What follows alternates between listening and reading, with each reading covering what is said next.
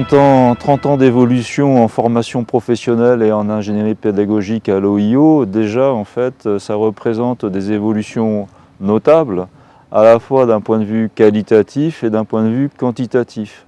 D'un point de vue quantitatif, on a vu augmenter notre nombre de stagiaires, nos capacités de formation également, nos nombres de sessions. Et puis aussi d'un point de vue qualitatif, on a vu s'élargir nos thèmes de formation, à la fois sur des thèmes traditionnels tels que le petit cycle de l'eau, avec les aspects canalisation, traitement et puis tous les métiers transversaux, mais on s'est ouvert de plus en plus à des thèmes connexes tels que les milieux aquatiques, par exemple, l'efficacité énergétique. Et puis aussi des évolutions en termes de méthodes pédagogiques. Naturellement, on se doit de citer la complémentarité qui apparaît de plus en plus entre le présentiel, qui est notre cheval de bataille, et puis le numérique.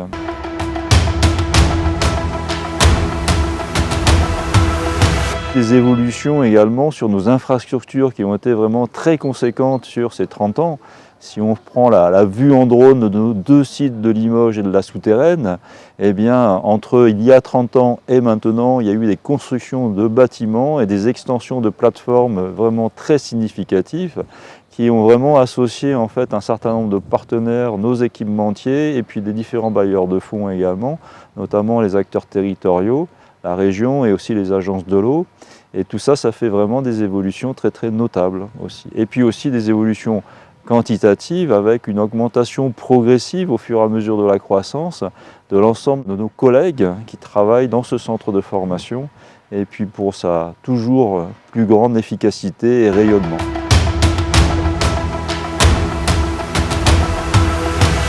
Le secteur de l'eau est un secteur d'avenir parce qu'en fait il y a des évolutions organisationnelles et structurelles dans les services eau et assainissement, de par la loi NOTRe, de par les plans d'investissement, par rapport aussi aux nouvelles thématiques qui apparaissent de plus en plus à prendre en compte en complément des thématiques classiques telles que la maintenance et les aspects des canalisations et du traitement.